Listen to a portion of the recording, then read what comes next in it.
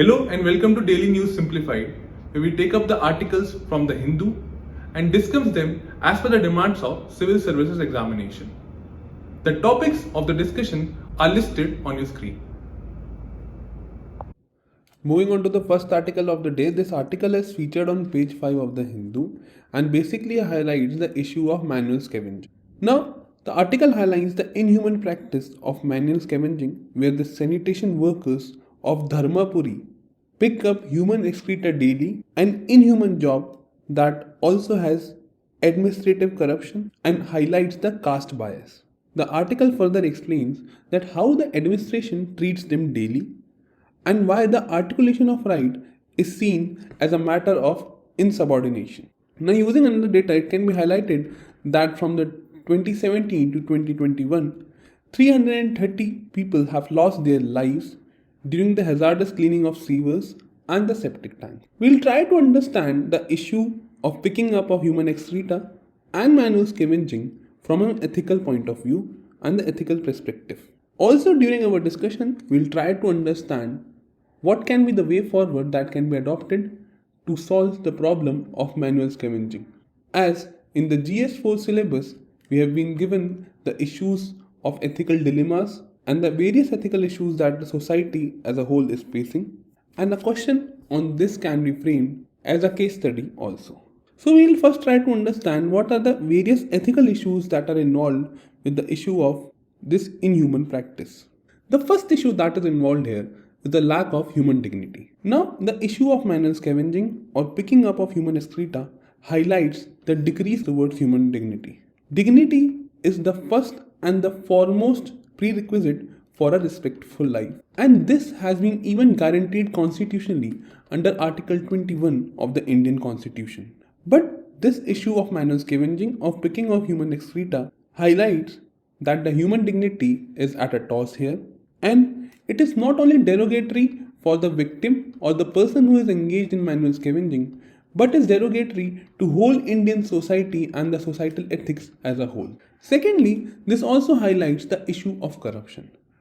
Now, the corruption is not only financial in nature, but it is also highlighting the corruption in sustaining this inhuman practice. That is, the practice of manual scavenging has been sustained from generation over, and there has been a level of corruption which is involved in sustaining this practice. Further, this also highlights a failure of governance structure or the lack of good governance on the part of the government. For example, in this particular case, it has been highlighted by the people engaged in the job that they face administrative threats and any voice of concern for their rights is treated as insubordination. Now, the manual scavengers or the people are working for the government, that is the panchayat system, which is a part of governance structure.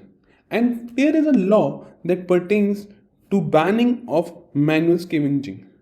Thus, the law says that manual scavenging should be banned on one hand, and on the other hand, government system, that is the panchayat, is itself permitting the same. The issue also highlights the deficits on the part of government, meaning thereby the National Human Rights Commission, though has recommended the septic tank cleaning to be considered as manual scavenging, but still this has not been taken by the government. Further, there is a lack of dignified livelihood that this problem of manual scavenging or people engaged in daily human excreta collection involves. No person in particular will get involved in such a derogatory work until and unless the livelihood is not promised from any other economic activity. In this sense, the government and the society as a whole has failed to generate other employment opportunities for these people, and if these people would have been provided employment opportunity in any other field, they would not have been inducted in such a process. At last, this highlights the traditional mentality or the traditional setup. Now, we have seen many a times that such a job becomes intergenerational or perpetual, and this is because both the employees and the employers are unable to change their traditional mindset. They consider still this as a caste-based occupation, and the people who are engaged in this occupation consider themselves are destined for such a job That is, they have accepted their fate as this being their destined hierarchical job. And administration and people, on the other hand, are not able to come out of their old traditional psychology and psyche of allotting such works to a particular community. So, these were the ethical issues that were involved with the manual scavenging as a whole, and as a matter of occupation, the collection of human excreta by a particular community people at large. Now we'll try to discuss what can be done to solve this problem. The first thing that can be done is to address the attitude, that is to bring about a positive attitudinal change, as it is about the attitude of a person to do a job or to not to do a job.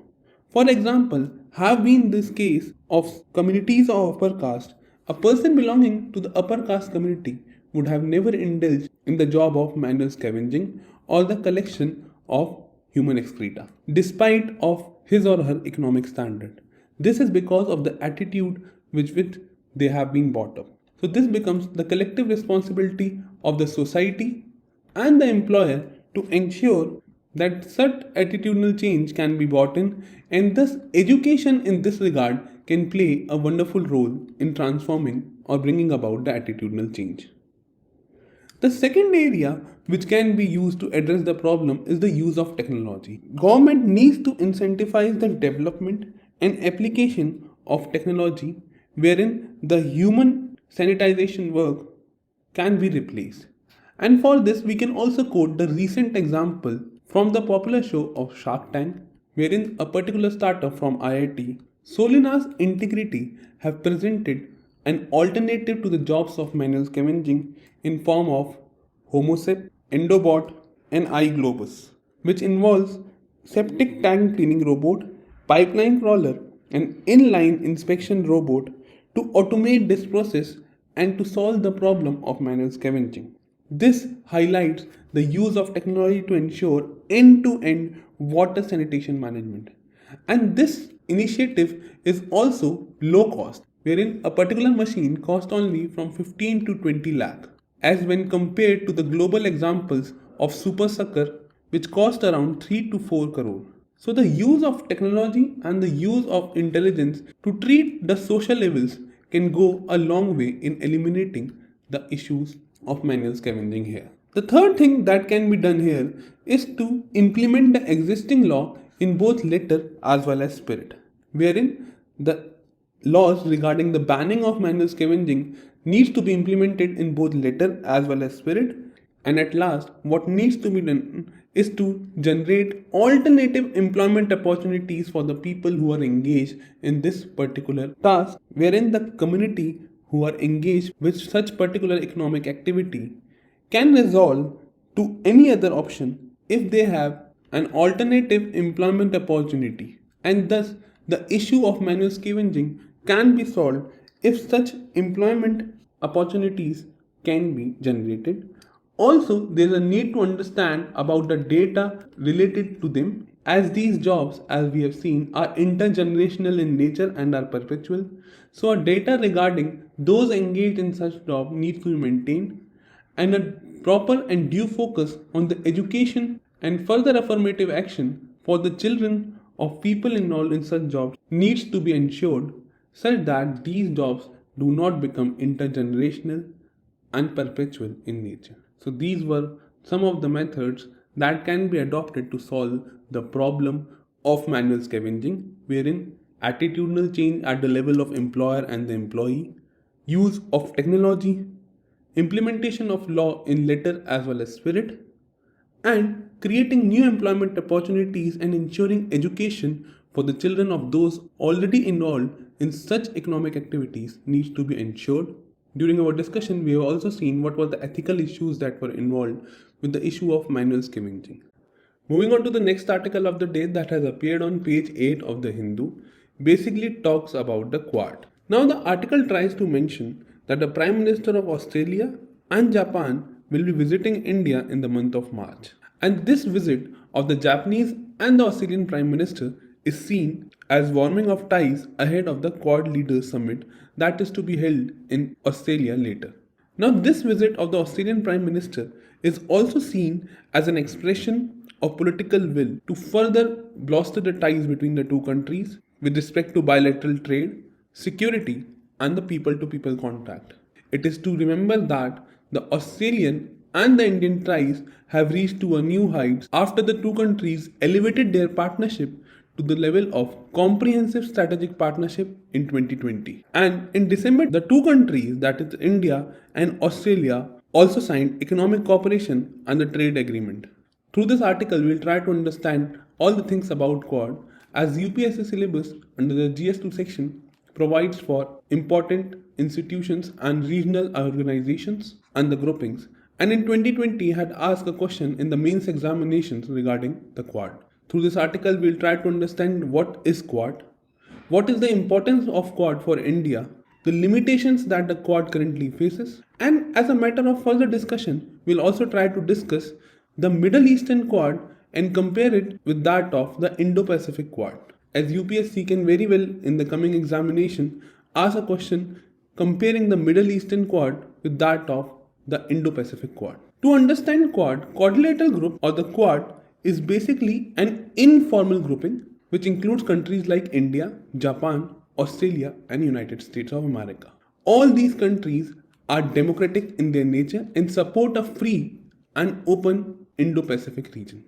Now, the demand of the group, that is for the Quad, is a reaction of the Chinese emergence as a great power and from the fear of growing Chinese unilateralism through its Belt and Road Initiative, expansion in the South China Sea, and skirmishes along the borders with respect to India. Now, this fear of Chinese aggressive rise has driven the four powers to consider coming together in the form of collective security arrangement. The first quadrilateral security dialogue among the four countries, that is India, Australia, Japan and United States of America, was for the first time held in 2007 but was discontinued in 2008.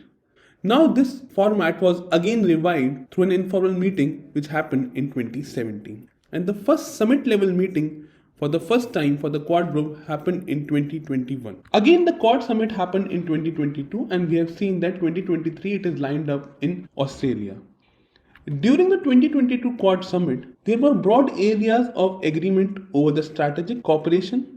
There was also agreement upon the Indo-Pacific Partnership for Maritime Domain Awareness. A cybersecurity partnership and the space program of cooperation was also agreed in the 2022 summit. And Quad countries have decided to partnership with each other in the field of infrastructure and also to partner in the areas of critical technology. This was all concluded during the 2022 summit. And the topic has been extensively covered under the Compass magazine of 2022. Now that we have seen that Quad as a grouping has grown from 15 years till now, we'll try to understand what is the significance or importance of Quad for India. Now the first importance for India for the Quad is that it strategically counters China's economic and military rise. We have seen in the past 2 decades the Chinese rise has been exponential and China has now become much more militarily aggressive in nature, both in terms of areas of South China Sea and also with regard to the border disputes that it currently have with India. So the Quad becomes important for India to ensure that in the event of rise in Chinese hostilities on the borders, India can take support of the Quad nation against an aggressive China. Further, the Quad arrangement gives India an opportunity to work multilaterally with all kind of initiatives and further create a free and open Indo-Pacific region. Now, Indo-Pacific region or the seaborne trade is also very important for India as 90% of the trade of India happens through the ocean region. Further, the non-security initiatives like the cutting-edge technology, which was agreed during the 2022 summit, pharmaceutical investment up to the tune of $50 billion, which was agreed in the 2022 summit in Japan, have been described as the key battleground in contest with the China. Another area of cooperation that can prove that India's presence in the southeastern economy is that a membership and alignment with Quad will boost India's own Act East program, as there will be a convergence of Indian interest with that of renewed US interest in the East Asian region, as US has true allies in this region and one of them is a member of Quad, that is Japan, and also it has close ties with that of South Korea. So the US renewed interest in the East Asian region will help India to further its program under the Act East initiative. Further, membership of Quad will help India emerge as a net security provider in the Indian Ocean region and also enhance partnership with other countries of the region and move towards Quad Plus. Now, recently the IPF was also launched and India is a party of the Indo-Pacific Economic Framework. Now this IPF will further complement the Quad Plus process as it will bring together the 7 critical members of the ASEAN states. It will also bring together the member of the Quad nations, various dialogue partners like that of South Korea, and thus will give a boost to the Quad Plus process and help in ensuring a comprehensive framework for regional security and stability. All these partnerships will not only boost the Quad Plus framework or the IPF, but will rather provide a strong regional economic framework that will promote resilient and secured supply chain and ultimately decrease the dependence on China. The Quad further is particularly important for India as a matter of fact that Quad will help world emerge as a truly multipolar world order and place India at a dominant position for which India has been pushing for. This brings us to the question that if Quad is so much important for India, what are the limitations or the challenges in front of Quad? The first challenge in the front of Quad is related to the infrastructure funding. Now we have seen during the 2022 summit, $50 billion have been agreed upon in the field of infrastructure in the coming next 5 years. Now if we see at this amount is very less with regard to the infrastructure needs of the India as well as the other member of the Quad nations and thus needs a better and increased substantial partnership under it. Further, there have been no Quad level military to military arrangement. That is, though Quad is touted as a collective security organization against the aggressive rise of China, but there have been no military to military arrangements within the Quads, despite of the rhetoric that organization that can be used to counter China. Further, the agreement in the field of cyber warfare or the cyberspace, agreement in the field of space and the ocean data sharing are just at the best a coordination arrangement and there is no funding behind that or no new projects will be initiated under them. Further, under the Quad, there has been difference of stand.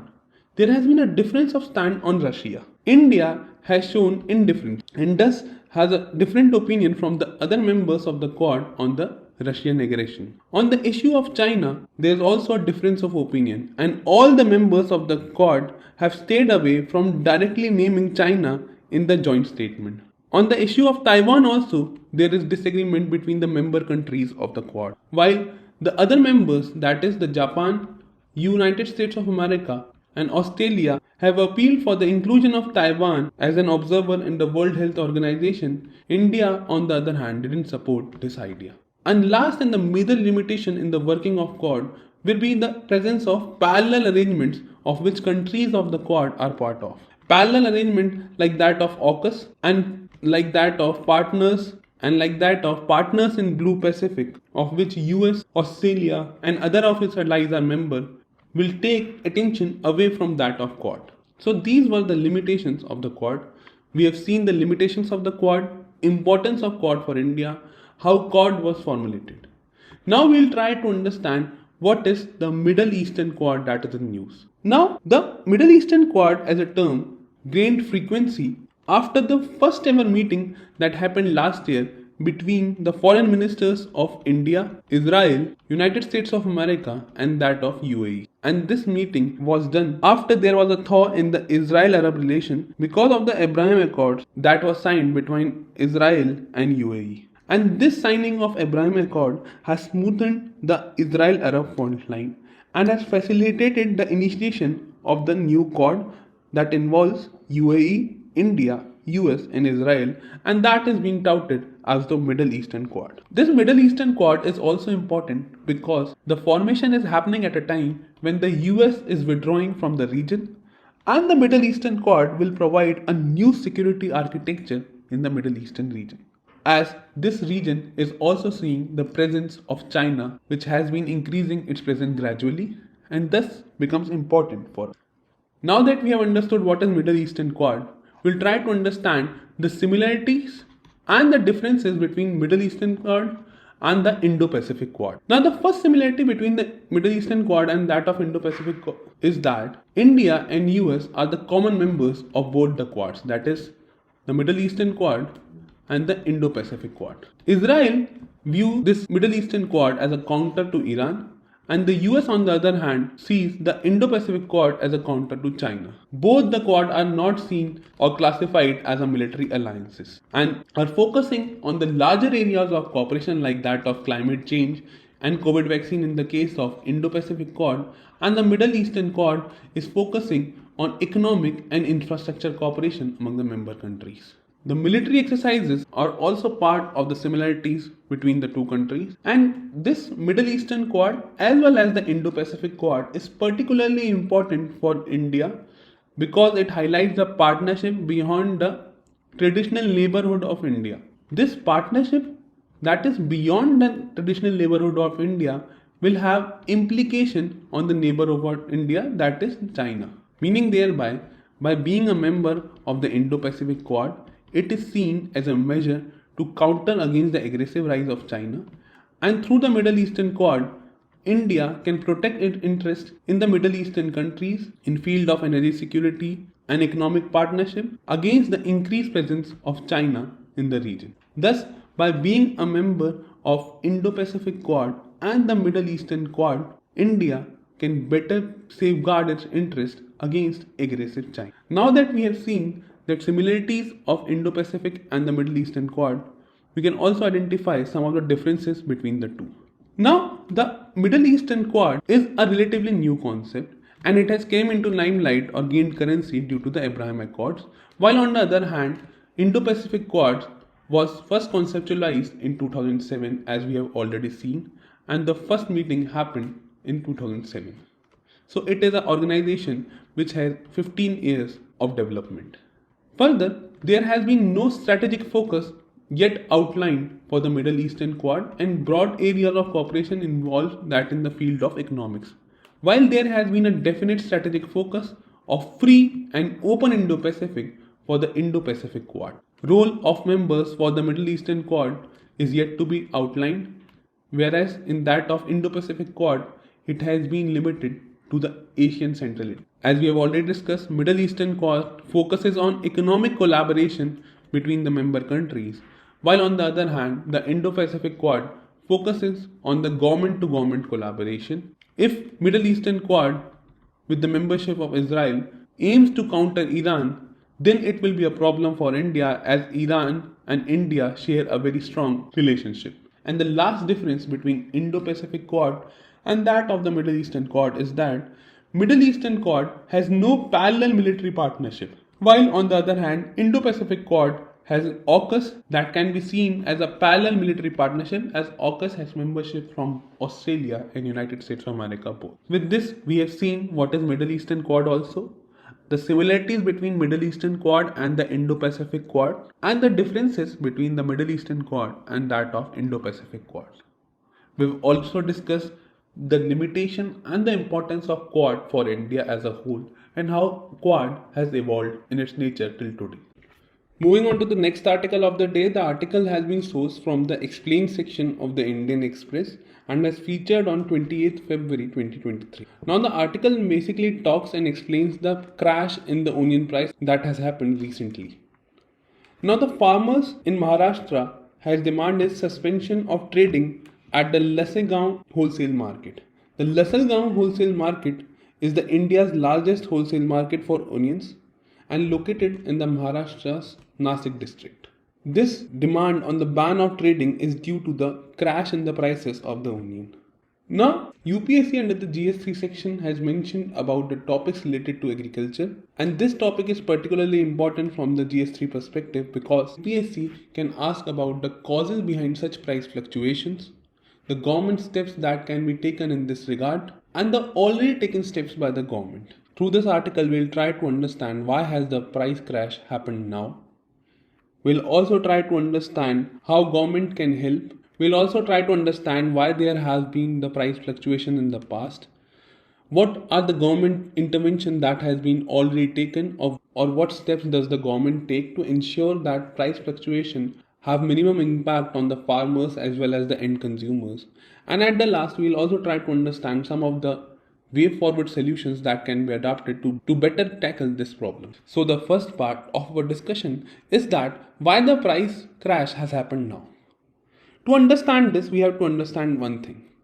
Farmers grow crops in the bulk. The first is in the Kharif season, the second is in the late Kharif season, and third is in the Rabi season. Kharif season, it is transplanted in June-July period and harvested around September and October. For the late Kharif, they are transplanted in September and October and are harvested in January and February. And for the Rabi, they are transplanted in December and are harvested in March and April season. Now that we have seen that the crops are grown in 3 seasons, that is Kharif, late Kharif and Rabi, to ensure price stability and to avoid flooding, farmers usually sell the harvested crops in tranches such that the bunching is avoided and price collapse does not occur. Another thing to understand before we can understand the price crash is about the moisture content. Now the Kharif and the late Kharif onions have high moisture content and thus it can only be stored up to a period of maximum 4 months. Whereas on the other hand, Rabi onions have low moisture content and thus can be stored for an extended period of time, that is they can be stored up to 6 months. And thus it is the Rabi crops which ensures supply throughout the summer and the monsoon season. So now that we have understood that the Kharif and the late Kharif onions have high moisture content and thus low shelf life, and Rabi onions have low moisture content and thus high shelf life and feeds the entire summer and the monsoon season, we'll now try to understand why the onion price have crashed now. Now the sudden price crash is due to sudden rise in temperatures from around the second week of February. The onions containing high moisture are prone to quality deterioration from the heat stress that has occurred. And this has forced the farmers to offload their Kharif crop. And farmers have offloaded not only the Kharif onions but as well as the late Kharif onions, as they cannot be stored longer due to the increased heat stress. Since both Kharif and the late Kharif onion arrived at the same point of time, the prices have fallen. It is basically a demand-supply curve wherein the increased supply with static demand has caused the price to slump. And we have seen the reason behind this increased supply is due to increased temperature, which would have led to the quality deterioration of the Kharif and the late Kharif onions.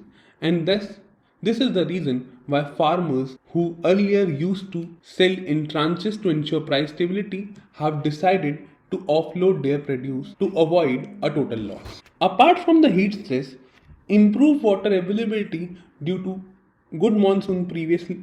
Apart from the heat stress, improved water availability due to good monsoon in the previous year has caused increased production in the states of Madhya Pradesh, Rajasthan, Karnataka, and the influx of this increased production has further increased the supply, for which demand has proved a mismatch. Now, though the government for the issue has announced, that is particularly the NAFED has announced that it would go for open procurement, but not any government can do much as the late Kharif onions cannot be stored for long period of time. So now that we have understood why the price collapse has happened recently, we'll now try to understand why is there price fluctuation in general. Now the price fluctuation happens due to various reasons.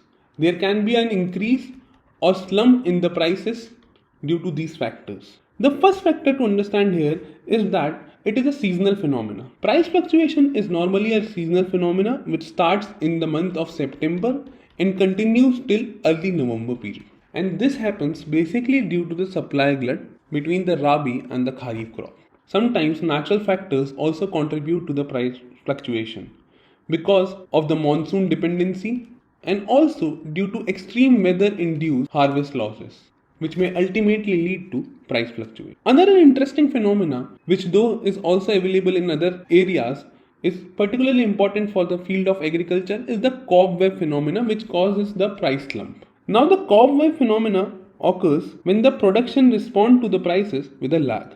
To easily understand, it is basically fluctuations that are occurring in the market. And this is due to the quantity that is supplied by the producers is dependent on previous production levels. Meaning thereby, through an example, if the prices of onion was high for in the year suppose 2022, then these high onion prices would attract more farmers to go for onion production such that they can ensure better prices for themselves. But this more farmers coming for the production of onion will increase the supply of onion in the market. As now more farmers are engaged in the onion production, it will increase the supply of onion ultimately in the market, and this increased supply will meet a static demand which ultimately will cause a price slump. Basically, again highlighting the supply demand mismatch, wherein the increased supply is not matched with the increased demand and thereby crossing the price slump. Another reason for price fluctuation is the price forecasting, which remains inadequate and causes suboptimal production.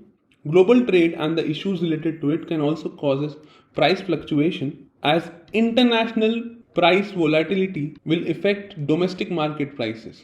Cascading effect also causes price fluctuations, as there are numerous levels of intermediaries which causes price to escalate at the large. And further, at last, inadequate infrastructure like high transportation cost, lack of cold storage facility, food processing facilities, etc. also contributes to price fluctuations. With this, we have discussed the possible reasons behind price fluctuation. Now, we will try to understand how government intervenes or tries to stabilize the price. The first thing that the government does is to ensure export restrictions. The government, in the case of price surge, goes for export restriction.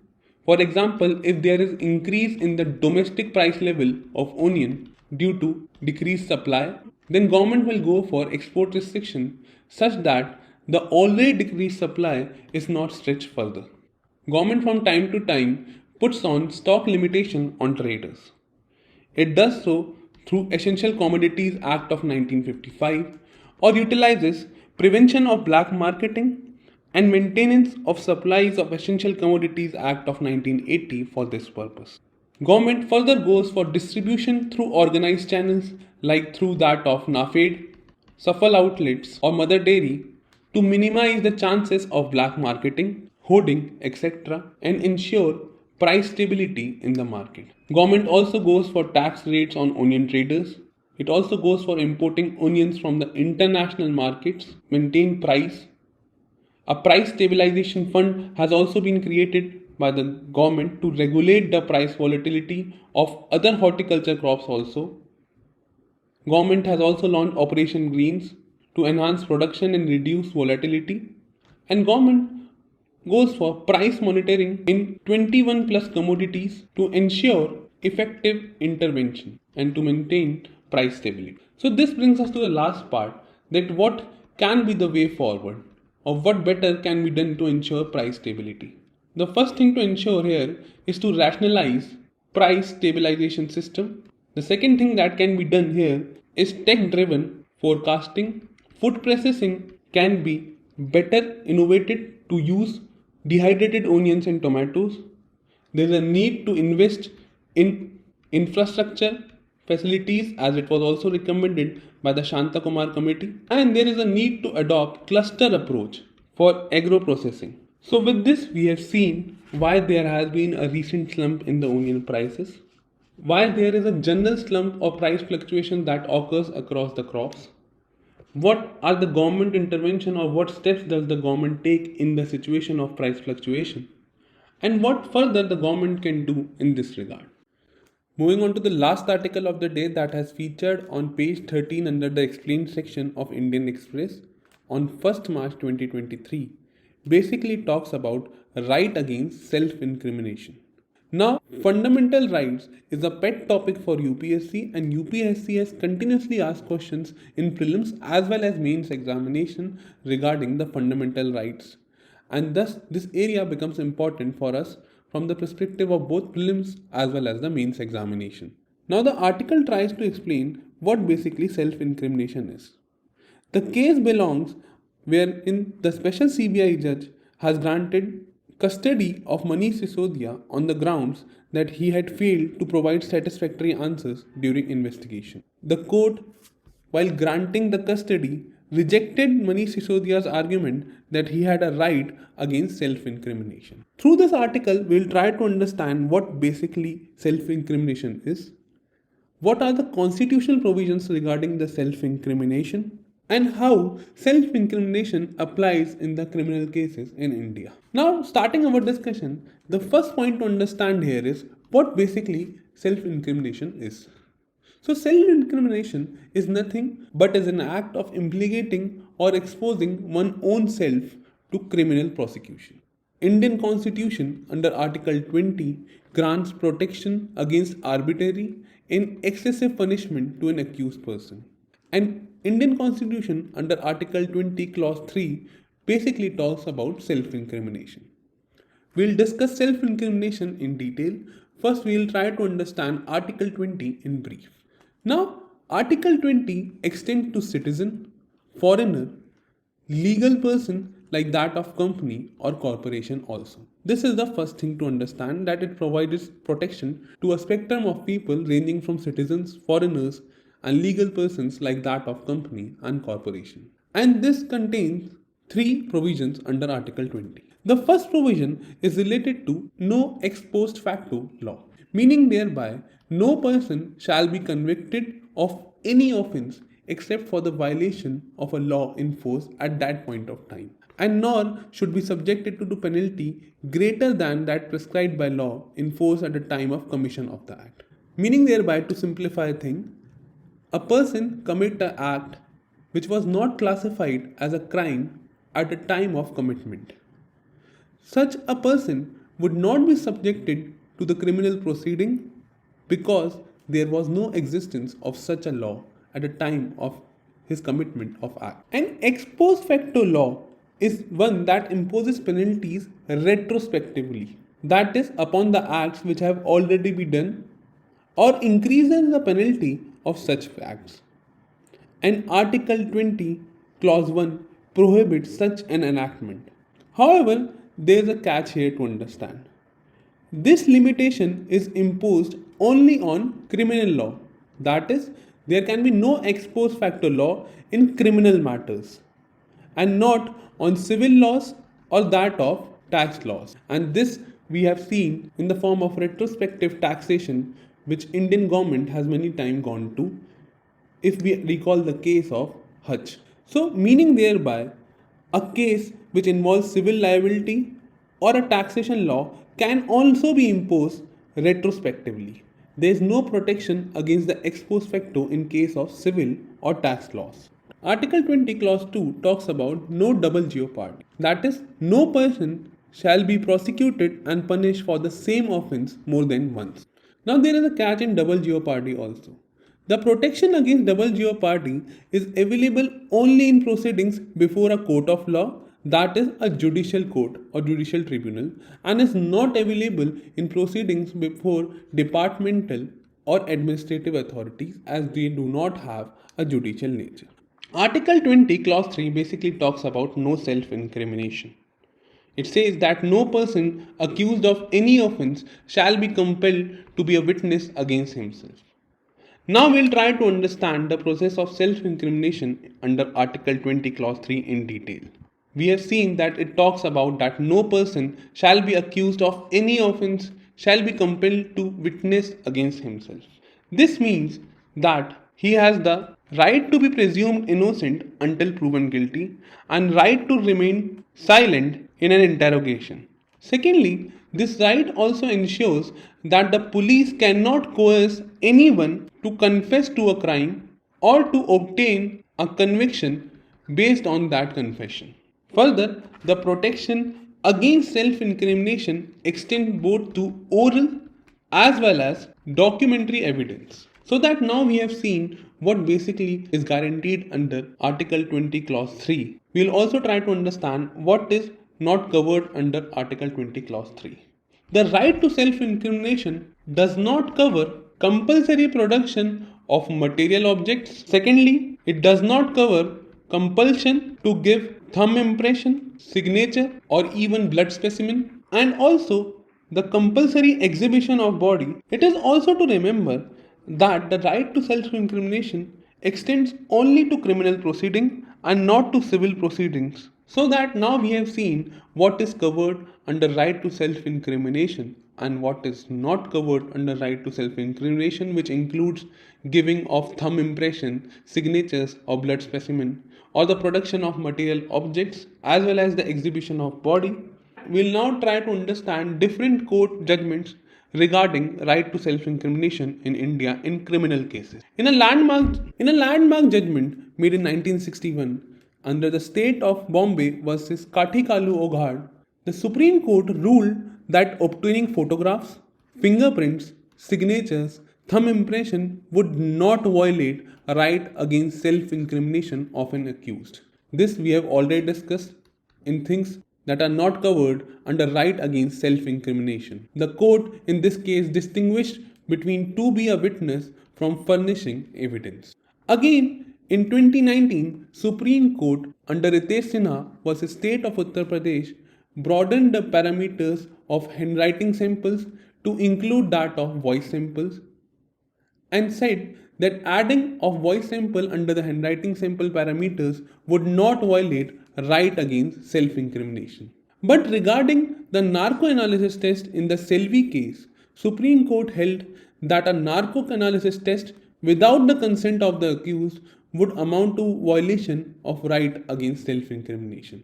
Regarding obtaining a DNA sample from the accused, it is permitted. And if the accused refuses to give the sample, the court can even draw adverse inferences against him under section 114 of the Evidence Act. So now we have seen different court cases under which the right to self-incrimination has been better explained by the Supreme Court, and court has very well explained itself of what constitutes right against self-incrimination and what is not covered under the right against self-incrimination. With this, we have seen Article 20 in detail, wherein we have seen that where Article 20 extends and where it does not. And we have also seen the right to self-incrimination as under Article 20 Clause 3 in detail.